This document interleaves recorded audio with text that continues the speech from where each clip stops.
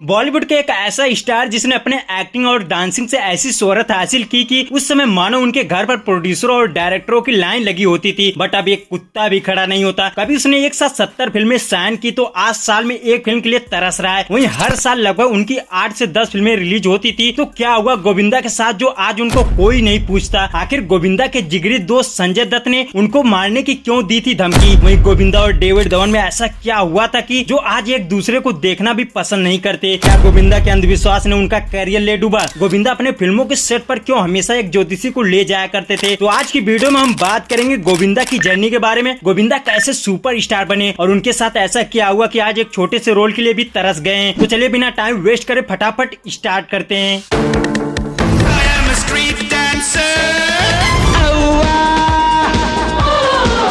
लाल दुपट्टे वाली तेरा नाम तो बता।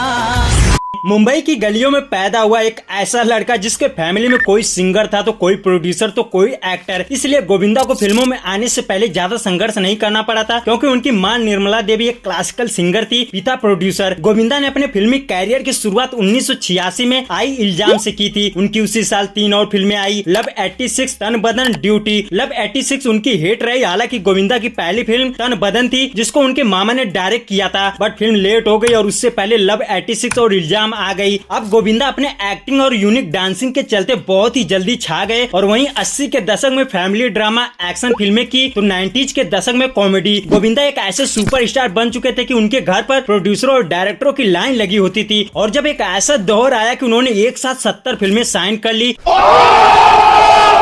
सवाल था कि गोविंदा इन फिल्मों को कैसे मैनेज करेंगे। वहीं डायरेक्टर अपनी फिल्मों में गोविंदा की सिर्फ एक झलक के लिए उन्हें पागलों की तरह खोजते थे और यही कारण था कि गोविंदा फिल्मों के सेट पर लेट जाया करते थे, क्योंकि गोविंदा एक दिन में लगभग 4-5 पिक्चरों की शूटिंग किया करते थे और इनके साथ काम करने वाले दूसरे एक्टर इनका इंतजार करते थे। 9 बजे की शिफ्ट में गोविंदा लगभग 2 बजे पहुँचते थे और कभी कभी तो सेट पर आया भी नहीं करते थे। वहीं एक बार ऐसा हुआ कि फिल्म 2 कैदी के शूटिंग के दौरान, जिसमें गोविंदा और संजय दत्त एक साथ नजर आए थे और उसमें अमरीश पुरी साहब भी थे, अमरीश पुरी साहब उनका इंतजार करते रहे और गोविंदा करीब 9 बजे की शिफ्ट में 6 बजे पहुंचे और उनको देखते ही अमरीश पुरी साहब का पारा चढ़ गया और गोविंदा को बहुत डांटा और यहाँ तक कि गोविंदा को गंदी नाली का कीड़ा भी बोल डाला। फिर क्या, गोविंदा थे जिद्दी। उसके बाद गोविंदा और अमरीश पुरी साहब किसी भी फिल्म में नजर नहीं आए। वहीं उसी दौरान किसी फिल्म के शूटिंग के दौरान गोविंदा और दिलीप साहब एक साथ थे और जब गोविंदा ने दिलीप साहब से बताया कि मैंने इतनी सारी फिल्में साइन कर ली है, बट मैनेज कैसे करूँ, फिर दिलीप साहब ने गोविंदा को बहुत समझाया और गोविंदा को बहुत सारी फिल्में छोड़ने को बोला। बट गोविंदा बहुत फिल्मों के एडवांस पैसे ले चुके थे। हालांकि गोविंदा ने उस समय बहुत सारी फिल्में छोड़ भी डाली थी, बट उनकी आदत नहीं सुधरी। फिर 90s का दौर आया। गोविंदा ने जान से प्यारा, दुलारा, खुद्दार, आंदोलन जैसी सुपर हिट फिल्में दी। खुद्दार की शूटिंग के दौरान तो गोविंदा का कार एक्सीडेंट हो गया था और गोविंदा उस समय बहुत घायल हो चुके थे। फिर भी गोविंदा ने उस फिल्म को पूरा किया और फिल्म जब आई तो सुपर हिट हो गई। वहीं 1992 में उनकी 16 और शबनम आई, जिसमें गोविंदा, दिव्या भारती, अनुपम खेर, गुलशन ग्रोवर जैसे कलाकार नजर आए थे और इस फिल्म में गोविंदा के कॉमेडियन अंदाज को लोगों ने खूब पसंद किया और यहीं से गोविंदा के अंदर का वो कॉमेडियन एक्टर बाहर आया और फिर ज्यादातर कॉमेडी फिल्में ही करने लगे। अगर इनकी कॉमेडी फिल्मों की बात करें तो आंखें, साजन चले ससुराल, Raja Babu, coolie number 1, hero number 1, दीवाना मस्ताना, दूल्हे राजा, बड़े मियाँ छोटे मियाँ, अनाड़ी नंबर 1, जोड़ी नंबर 1, हसीना मान जाएगी, हद कर दी आपने। वहीं ज्यादातर गोविंदा अपने फिल्मों के टाइटल में नंबर 1 लगाते थे। दरअसल उनकी कूली नंबर 1 के हिट होने से उनके ज्योतिषी ने बोला कि गोविंदा तुम्हारे लिए नंबर 1 बहुत लकी है। फिर क्या, गोविंदा अपनी सभी फिल्मों के टाइटल में नंबर 1 लगाने लगे। बट जब उनकी बेटी नंबर 1 और अनाड़ी नंबर 1 फिल्म फ्लॉप हुई तो बाद में समझ में आया कि फिल्में नंबर 1 की वजह से नहीं बल्कि डेविड धवन की वजह से हिट हो रही थी और इसलिए फिर गोविंदा ने डेविड धवन के साथ बहुत सारी फिल्में कर डाली। टोटल 18 फिल्में। Sanjay Dutt versus Govinda fight. दरअसल संजय दत्त और गोविंदा जिस भी फिल्म में काम करते थे उनकी फिल्म हिट हो जाया करती थी और इन दोनों की जोड़ी को लोग खूब पसंद कर रहे थे। इन्होंने 2 कैदी, आंदोलन, जोड़ी नंबर 1, हसीना मान जाएगी, एक और एक 11 जैसी फिल्मों में एक साथ नजर आए थे और एक और एक 11 की शूटिंग के दौरान गोविंदा को एक सीन पसंद नहीं आया, जैसा कि वो अपनी बहुत सारी फिल्मों में अपने हिसाब से कुछ न कुछ ट्राई करते रहते थे। तो जब गोविंदा ने डायरेक्टर डेविड धवन से बोला कि सीन में ऐसे करते हैं तो डेविड धवन उस सीन पर अड़ गए और बोला नहीं ये ऐसा ही रहेगा और फिर गोविंदा और डेविड धवन में बहस हो गई। उस टाइम पर संजय दत्त ने डेविड धवन का पक्ष लिया और उस दिन उन दोनों दोनों की बात गोविंदा को चुभ गई और गोविंदा ने संजय दत्त से बात करना बंद कर दिया और सेट पर आते थे तो सिर्फ सीन के दौरान एक साथ नजर आते थे। हालांकि ये सब नॉर्मल था, बट बवाल तो तब मचा जब उसी दौरान संजय दत्त की एक रिकॉर्डिंग वायरल हुई जिसमें संजय दत्त अंडरवर्ल्ड डॉन छोटा शकील से बात कर रहे थे और उसमें गोविंदा को गाली दी और बोला भाई गोविंदा 9 बजे की शिफ्ट में 2 बजे आता है, उसको समझाओ। फिर क्या गोविंदा ने संजय दत्त से दूरी बना ली। वहीं जब इंटरव्यू में गोविंदा से इस बारे में पूछा गया तो गोविंदा ने सिर्फ इतना बोला कि जो शख्स मुझे अपने भाई की तरह मानता था वो ऐसा मेरे साथ कैसे कर सकता है।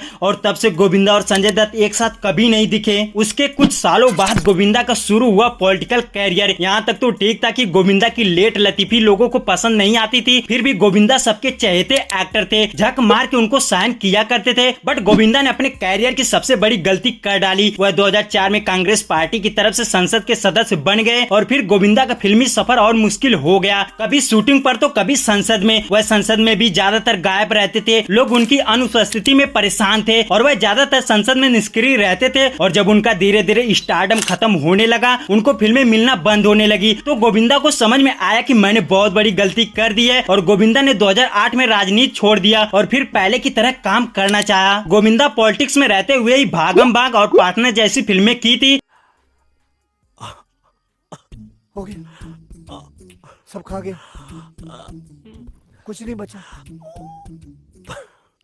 वहीं आज भी गोविंदा सलमान खान को भगवान की तरह मानते हैं। दरअसल गोविंदा अपने भाई के कैरियर को बनाने के चक्कर में गोविंदा ने सुख नाम की मूवी को प्रोड्यूस किया जिसको उनके भाई कृति आहुजा ने डायरेक्ट किया था। 5 करोड़ के बजट में बनी फिल्म ने सिर्फ 9 लाख ही कमा पाई और बुरी तरह से पिट गई। उसके चक्कर में गोविंदा के सर पर करीब 12 करोड़ का कर्ज चढ़ गया और गोविंदा बहुत परेशान थे। बट उस समय सलमान भाई ने गोविंदा को पार्टनर मूवी में काम करने का मौका दिया जिससे उनका कर्ज चुकता हुआ। अब गोविंदा का कैरियर डगमगाते हुए खड़ा ही हुआ था कि गोविंदा ने 2008 में आई मनी है तो हनी है के सेट पर एक न्यू कमर एक्टर संतोष राय को जोरदार खींचकर थप्पड़ मार दिया। फिर क्या ऐसा बवाल हुआ कि गोविंदा को हर जगह ट्रोल किया जाने लगा। उस शख्स ने गोविंदा के खिलाफ FIR किया और मामला सुप्रीम कोर्ट तक पहुंच गया। उसके बाद गोविंदा ने उस शख्स से माफी भी मांगी थी। फिल्म पार्टनर के हिट होते ही गोविंदा को फिल्में मिली बट सारी की सारी फ्लॉप हो गई। गोविंदा के फेवरेट डायरेक्टर डेविड धवन जिनके साथ गोविंदा ने करीब 18 फिल्में की थी बट उनकी लास्ट फिल्म 2009 में आई डू नॉट डिस्टर्ब थी जिसके बाद गोविंदा और डेविड धवन कभी साथ नहीं दिखे। दरअसल इस फिल्म के दौरान किसी सीन को लेकर दोनों में बहस हो गई बट यहाँ तक तो ठीक था। पॉलिटिक्स के दौरान गोविंदा ने डेविड धवन को चश्मे बद्दूर का स्क्रिप्ट सुनाया था और बोला था कि इसे हम बनाएंगे। जब गोविंदा पॉलिटिक्स से बाहर आए ही थे कि पता चला कि डेविड धवन उस फिल्म को ऋषि कपूर के साथ बना रहे हैं। फिर गोविंदा ने अपने सेक्रेटरी को बोला कि तुम डेविड धवन को फोन लगा और इस बारे में पूछ, लेकिन फोन स्पीकर पर रखना। वहीं जब सेक्रेटरी ने डेविड धवन से इस बारे में पूछा तो डेविड धवन ने बोला कि चीची अब बहुत सवाल पूछने लगा है, मेरा मन नहीं है उसके साथ काम करना, मैं उसके साथ काम नहीं करूंगा। उसको बोलो कि जो छोटा मोटा काम मिल रहा है उसे कर ले। अब यही बात गोविंदा के दिल पर लग गई और तभी से इन दोनों के बीच दरार पैदा हो गई। उसके बाद डेविड धवन ने करीब 5 फिल्में बनाई बट उसमें गोविंदा नहीं नजर आए। गोविंदा ने अगर ये 4 गलती नहीं की होती तो गोविंदा के टक्कर में आज भी कोई नहीं होता। नंबर 1, गोविंदा हद से ज्यादा फिल्में साइन करते थे जिससे वह सेट पर लेट जाया करते थे और डायरेक्टरों और दूसरे एक्टरों को बहुत ज्यादा दिक्कत होती थी। नंबर 2, गोविंदा अपने फैमिली का भी कैरियर बनाने के चक्कर में कई घटिया से घटिया फिल्मों में काम करने लगे थे, कभी चाचा कभी मामा तो कभी भाई, यहाँ तक कि वह B ग्रेड की फिल्मों में थोड़े से पैसे के लिए कैमियो किया करते थे। नंबर 3, गोविंदा का अंधविश्वास। गोविंदा अंधविश्वास बहुत ज्यादा करते थे। सेट पर ज्योतिषी ले जाना और कौन सा दिन सही रहेगा कौन सा दिन अशुभ रहेगा सब अपने ज्योतिषी के हिसाब से करते थे। वहीं अपने फिल्म के नाम भी इसी हिसाब से रखने लगे थे जिससे डायरेक्टर तंग आ गए थे।